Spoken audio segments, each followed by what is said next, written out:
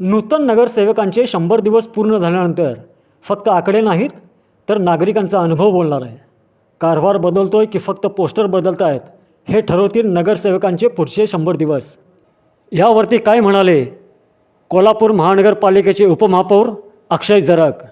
पहा city news special.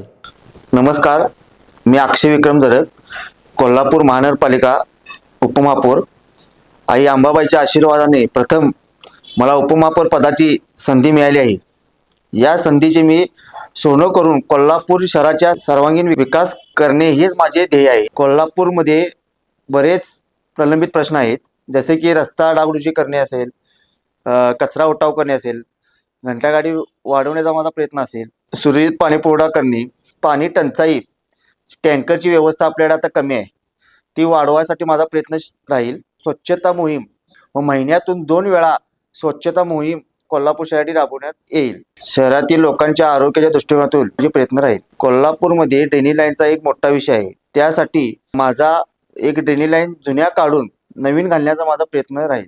Kolhapur शहर हे फुटबॉलची पंढरी समजली जाते, त्यासाठी शास्त्रीनगर सारखे ग्राउंड असेल, गांधी मैदान सारखे ग्राउंड असतील, शाहू स्टेडियमचे ग्राउंड असेल, यासारखे आपल्या कोल्हापुरातील ग्राउंड कसे होतील याचा माझा प्रयत्न राहील. आपले कोल्हापुरातील खेळाडू आंतरराष्ट्रीय खेळावे यासाठी माझा प्रयत्न राहील.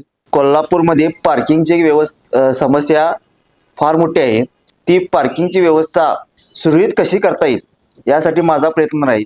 आपल्या इथं सिग्नलचा एक विषय आहे, सिग्नल हे आता बऱ्यापैकी चालू, एक ठिकाणी चालू आहे, एक ठिकाणी बंद आहे. त्याची पाहणी करून ते सगळीकडे व्यवस्थितरित्या सुरळीत आणून त्याचा माझा प्रयत्न राहील.